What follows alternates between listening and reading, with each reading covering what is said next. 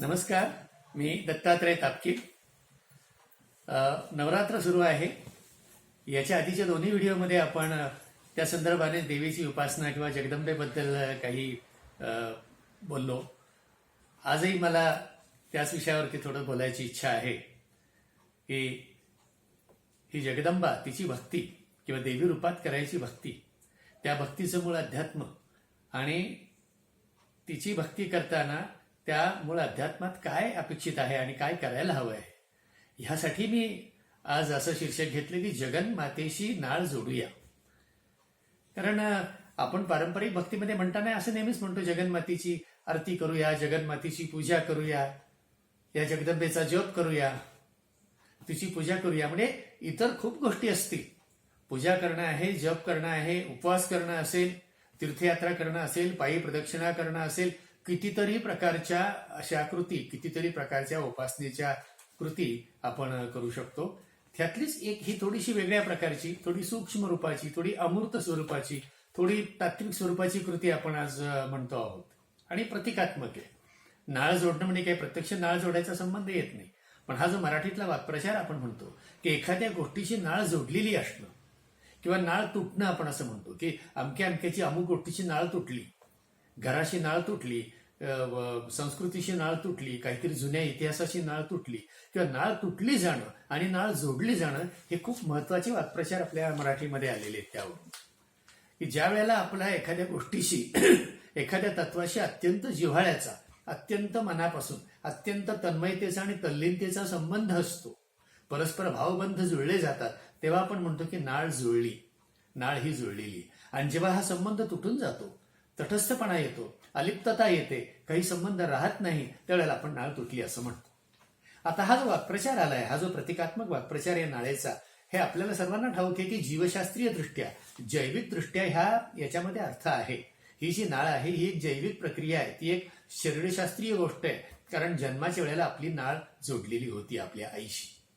ज्या वेळेला बालक हे गर्भाशयात असतं, तेव्हा गर्भातून त्या बालकाला जो अन्न पुरवठा होतो रक्तातून, आईकडून होणारा, तो सगळा नाळ नावाच्या एका छोट्या नळी वाटे, एक छोटीशी बारीकशी नळी, जी आईच्या गर्भाशयाच्या त्याचं जे छत आहे त्यातून सर्व रक्तवाहिन्यांची एकत्र येऊन ही छोटी नाळ आपल्या नाभीशी, बालकाच्या नाभीशी जोडली जाते आणि जन्म झाल्यानंतर ही नाळ तोडली जाते, ती तोडावीच लागते.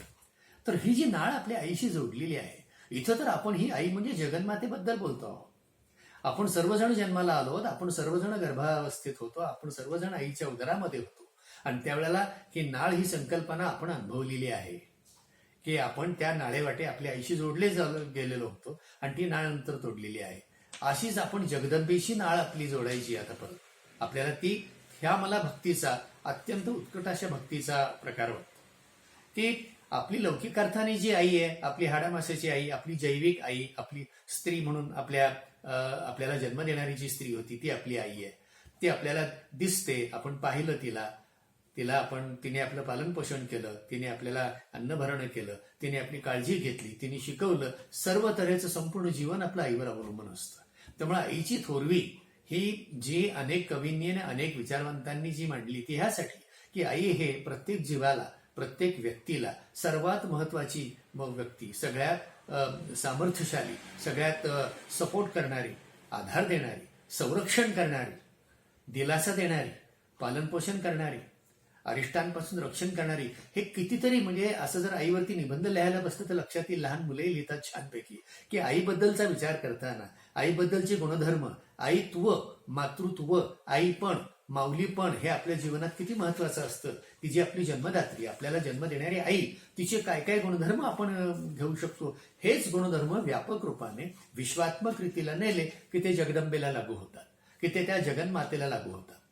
आणि मग जगन्मातेची स्तुती ज्या अनंतविध अनेक स्तोत्रांमधून आणि अनेक ग्रंथांमधून आणि अनेक कथांमधून जी वर्णन केलेली आहे, त्याच्यामध्ये हेच आईचं आईपण, आईची थोरवी ही एका विश्वात्मक, चैतन्यात्मक, तात्विक स्वरूपावरती हायलाइट केली, इलेव्हेट केली, उंचावली आहे, उंचीच्या स्तरावरती नेऊन ठेवलेली आहे, तिला व्यापकपण केलेलं आहे. आणि मग आपण जसं आपल्या आईला आपण ओळखतो, जाणतो, तिचा महिमा जाणतो, तिच्याबद्दल आपण नतमस्तक होतो, आदर बाळगतो, तोच कितीतरी शेकडो, सहस्त्र आणि कोट्यावधी पटीने जेव्हा तुम्ही जगाची आई म्हणून जर कन्सेप्ट अशी लक्षात घेतली, की संपूर्ण विश्वाची आई म्हणजे विश्वाला निर्माण करणारी आई किंवा सर्व प्राणीमात्रांना निर्माण करणारी आई, सर्व भूतमात्रांना निर्माण करणारी आई, संपूर्ण जगाचा पसारा चालवणारी ही देवी, ही जगदंबा, अनेक विविध रूपांनी नटलेली, सर्व शक्तिशाली, सर्व शक्ती संपन्न आणि कनवाळू, दयाळू, आपल्यावरती दया करणारी, आपल्यावर प्रेमाचा वर्षाव करणारी अशी तिची वर्णन आहे.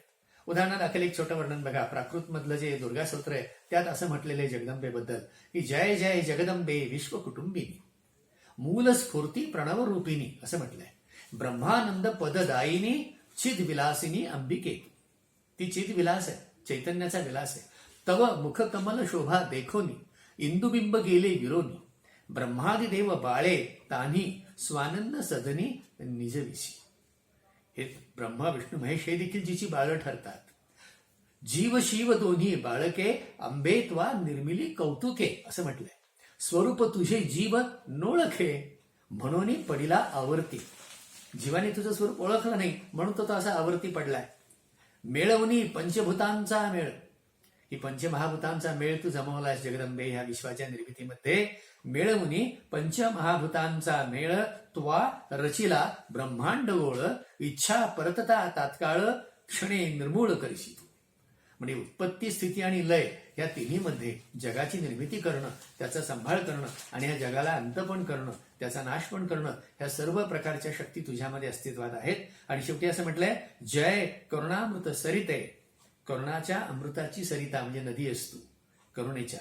भक्त पालके गुणभरिते अनंत ब्रह्मांड कलांकिते आदिमाये अन्नपूर्णे. तू आदिमाया आहेस, तू अन्नपूर्ण आहेस. तर असं हे प्रतीक, असं हे सर्वोच्च स्वरूपाचं प्रतीक जगदंबेबद्दल भक्तांनी आणि ज्ञानी यांनी, साक्षात्कारी मंडळींनी कल्पिलेलं आहे.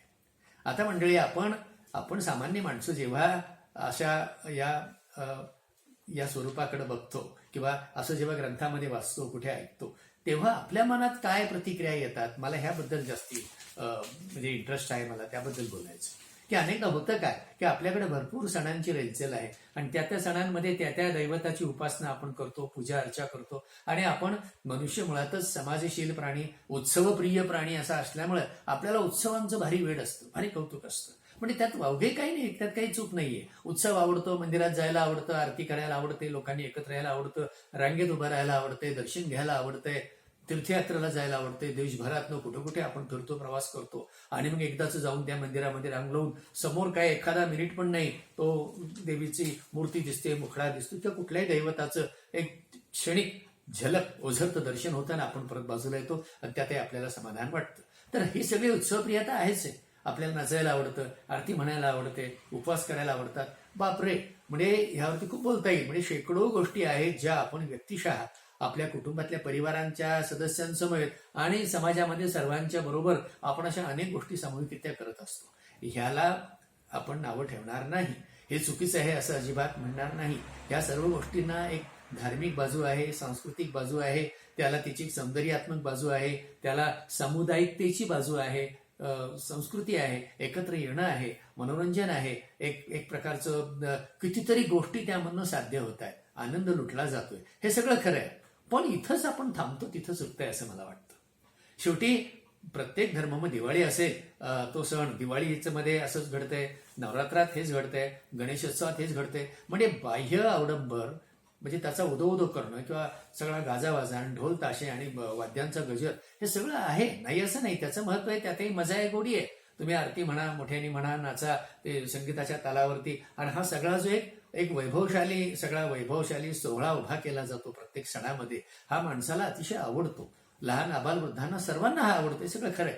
आता आपल्याला हे मूळ बघायचं की ह्याच्या मागचं मूळ अध्यात्म काय आहे, आपण साधना म्हणून कितपत तिथं जवळ जातोय, आपल्या अंतरंगामध्ये असा काही सोहळा घडतोय का, किंवा सगळ्यामध्ये आता हे नवरात्र चालू आहे, याच्यामध्ये प्रत्येक भक्तांनी हा विचार करायचा आहे की तुम्ही ऑनलाईन दर्शन घेत असाल, चित्र बघत असाल, टीव्हीवर पाहत असाल, कुठल्या पोथ्या पुराण वाचत असाल, देवीबद्दल काही वाचत असाल, घरी घटस्थापना झाली असेल, ती पूजा अर्चा आरती चालू असेल. आरतीबद्दल आपण कालच बोललो, दुर्गे दुर्गट बारी म्हणताना चारी श्रमले परंतु न बोलवे काही आणि साही विवाद करता पडिलो प्रवाही म्हणजे काय ते काल आपण पाहिलं. मग हे सगळं घडताना आपण आता हा विचार करायचा आहे की जगदंबा ही एक कन्सेप्ट, एक संकल्पना आहे. ही संकल्पना मला किती समजली, किती भावली, माझ्यापर्यंत किती पोहोचली, मला किती फील होते की अशी आई असू शकते. जितक्या सहजतेने मला माझी जन्म देणारी आई, हाडामासाची मानवी आई जितकी मला समजली, पाहतो, तिचा फोटो काढतो, तिच्याबरोबर बोललोय आणि तिच्याबरोबर सगळं जीवनाचा आपला सहवास आहे. आणि ज्यांची सुदैवाने आई सध्या आहे हयात, ती त्या बाबतीत तर ती प्रत्यक्ष दर्शन तिचं आत्ताच घेऊ शकताय तुमच्या आईचं. आणि ज्यांची हयात नाही त्यांना तिचं स्मरण करता येईल किंवा तिचा फोटो पाहता येईल. इथपर्यंत सगळं झालं. मग असं विश्वात्मक आई जी आहे, जे आता आपण स्तोत्र सुरुवातीला म्हणून बघितलं, ह्या विश्वात्मक आईची कन्सेप्ट मला कितपत भावलीये, जमलीये, झेपलीये किंवा माझ्या गळी उतरलीये असं मला म्हणावंसं वाटतं. हा विचार करायला हरकत नाही ना. हा एकट्याने करायचा आहे. याची चर्चा करू नका, कोणाशी बोलू नका, कोणाशी काही नाही. तुम्हाला तुमच्या वैयक्तिक जीवनामध्ये आई पण कितपत हवंसं वाटतं. आपण लौकिक अर्थाची आई बाजूला ठेवूया, ती उदाहरणासाठी घ्यायचीच आहे. ती आई किती महत्वाची आहे आणि त्या आईशिवाय आपल्या जीवनाला अर्थच नाही. तिनेच तर जन्म दिला ना.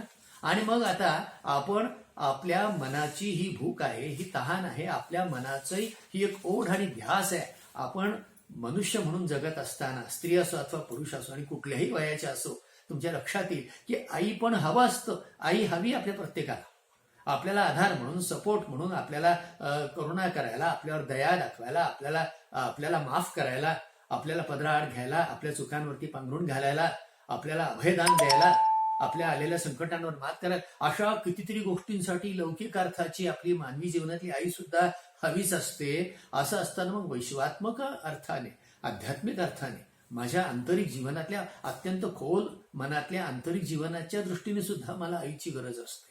कुणातरी अमूर्त शक्तीची गरज असते, कुणातरी पाठिंबा देण्याची गरज असते. कुठंतरी मला व्यक्ती म्हणून, माझं अस्तित्व म्हणून एक गाढ शांतता हवी आहे, एक छान निद्रा हवी आहे. जसं आई थोपटताना आपल्याला झोपवते छान, आणि मग आई अंगाई गीत गाताना जी सुंदर झोप लागते, किंवा आईच्या हाताने आपण 4 घास खाल्लेले असतात बालपणी, असं कोणीतरी भरवावं, भरण पोषण करावं, असं कोणीतरी शांत झोपवावं असं वाटतं. त्या झोपेवरून मला एक गंमत सांगायची होती की आपण ज्या झोपेपेक्षा आपण ज्याला विश्रांती म्हणतो, अगदी विश्रांतीची आपली कल्पना काय ठाऊक आहे? परिपूर्ण विश्रांती, कम्प्लीट रिलॅक्स, नुसतं शवासन सुद्धा नव्हे.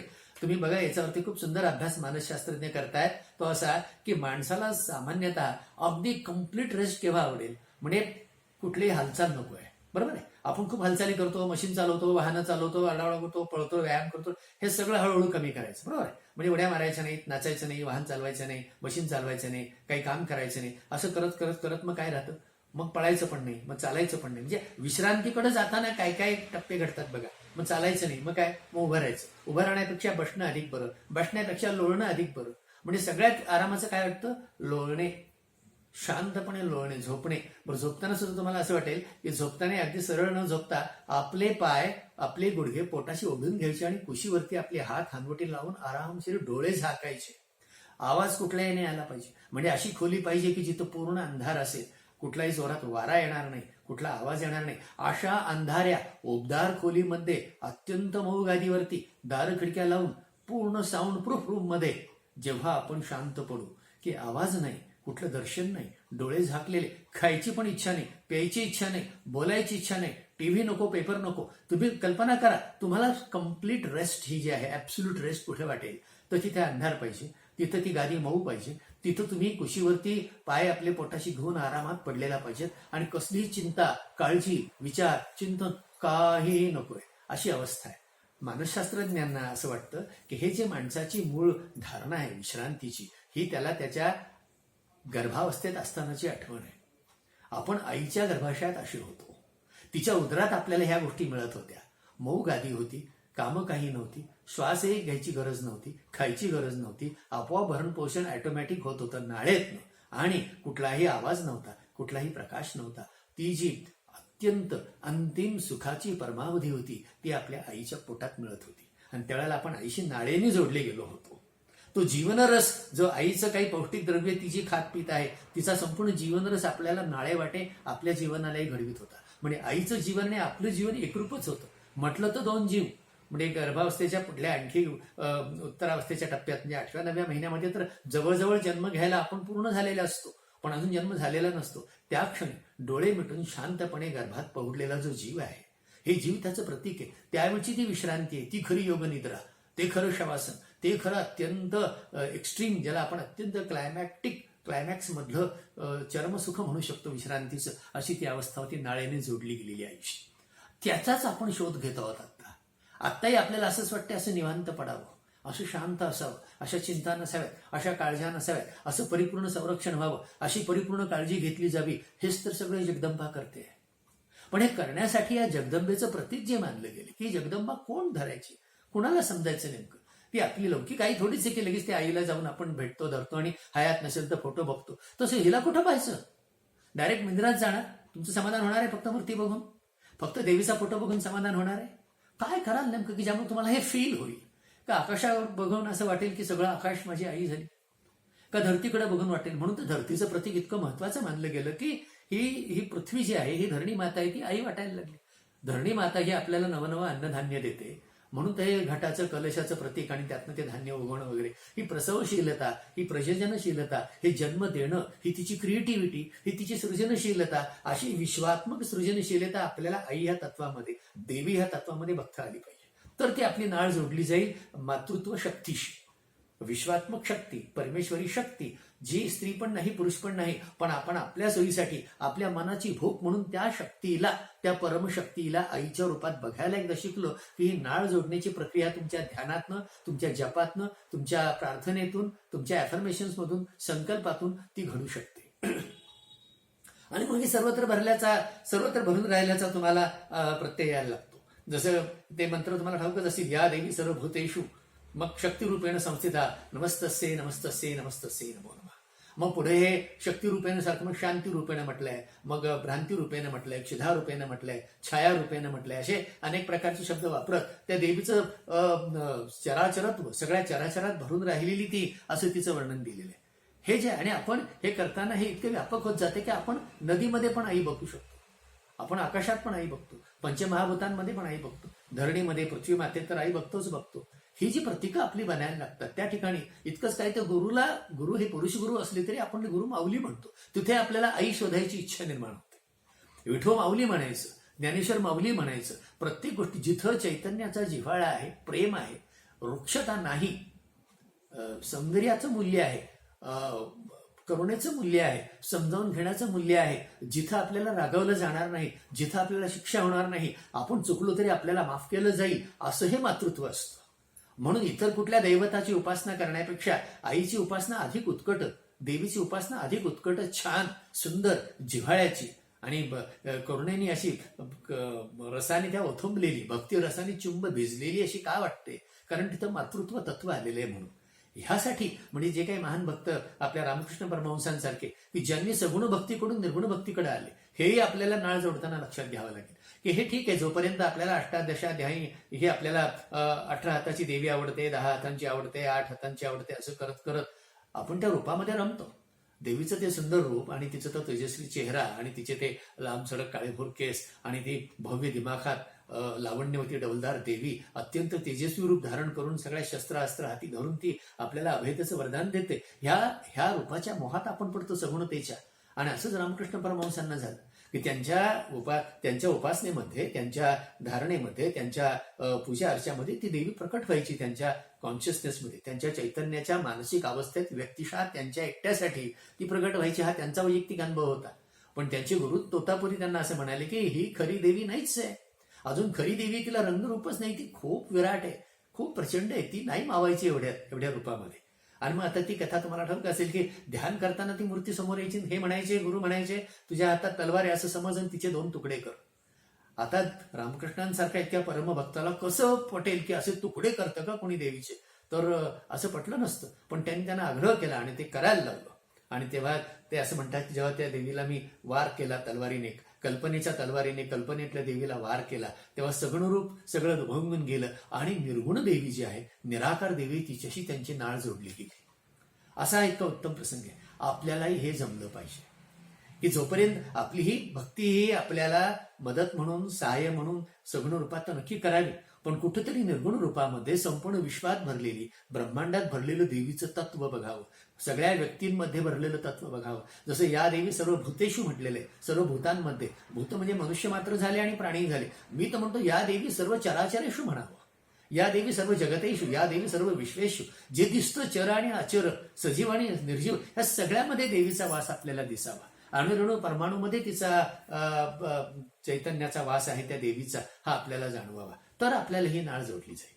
आणि मागे एकदा अशाच उपासनेच्या व्हिडिओमध्ये मी एक अध्यात्माचे पासवर्ड असं म्हटलं होतं, आपल्याला आठवत असेल तर ते ESPT शब्द वापरले होते की excuse me, please, sorry, please आणि थँक्यू, हे 4 परमार्थाचे शब्द आहेत 4. हेच देवीच्या बाबतीत बोलायचं झालं तर आणखी गंमत अशी आहे की देवीला एक्सक्यूज मी म्हणायची गरज राहत नाही. ती काही औपचारिक व्यक्ती नाही की देवी मी आवाहन करतोय. देवीला आवाहन करायची गरज नसते. बाळ जसं भोकाळपासून रडतं तसं रडायचं असतं मनापासून. विवेकानंद म्हणायचे की देवी ही तुम्हाला खेळणी टाकत राहते आणि जेव्हा तिच्या लक्षात येते की हे बाळ खेळण्यावरती समाधान पावत नाहीये, ते रडतच बसते, मग देवी स्वतः त्याला आई बाळाला त्या घेते की कुठल्याच खेळण्याने समाधान होत नाही, मग आई बाळाला मांडीवर घेते. तसं देवी अनेक खेळणी टाकत राहील आपल्या पुढे मोहाची. ती जेव्हा नको असतील तुम्हाला आणि देवीच पाहिजे असेल, तिचाच अनुभव घ्यायचा असेल, तर ती तुम्हाला जवळ करील ज्या वेळेला तुम्ही रडू लागाल. रडण्याचा अर्थ ही उत्कटता आहे. म्हणजे एक्सक्यूज मी हे देवीसाठी रडणंच आहे. सॉरी सुद्धा देवीसाठी रडणे. देवीला माफी मागायची गरज नाही. आईला कुठं माफी म्हणतो का आपण, माफ करायला सांगतो का? आईला कधी सॉरी म्हणतो का? नाही. तिथं सुद्धा अश्रूतनं सॉरी म्हणता आलं पाहिजे. आणि प्लीज सुद्धा, प्रार्थना सुद्धा, मला असं वाटतं की देवीची, आईची प्रार्थना करायची गरज कुठे असते आपल्या लौकिक जीवनात तरी? तिथं तरी कुठं मोठी विनंती आपण करतो, तिथंही ही उत्कटताच येते. म्हणजे या तिन्हीमध्ये उत्कटता आहे, अश्रूंनी भरलेली उत्कटता. म्हणजे रडणं आणि रडणं. Excuse me, sorry, please, ESP हे तिन्ही रडण्यातनं होतात. आणि थँक्यू देवीला म्हणावं लागत नाही, तो हसण्यातनं येतो. जेव्हा देवी जवळ घेते तुम्हाला, जेव्हा नाळ जोडली जाते, तेव्हा तुमच्या चेहऱ्यावर जे हास्य उमलतं, लहान बाळ बघा खुदकन हसतं आईने घेतलं की, असं आपल्या जीवनात हे हसणं यावं. त्यामुळे 3 टप्प्यातलं रडणं आणि 4थ्या टप्प्यातलं हसणं घडलं तर ही आपली नाळ जोडली जाईल असं मला वाटतं. आणि अशा तऱ्हेने आपली सर्वांची नाळ जोडली जावी. या नवरात्रामध्ये अशा तऱ्हेचा भक्तीचा सोहळा जगदंबेचा आपण अनुभवावा अशी मनापासून इच्छा व्यक्त करतो आणि आपला निरोप घेतो. धन्यवाद.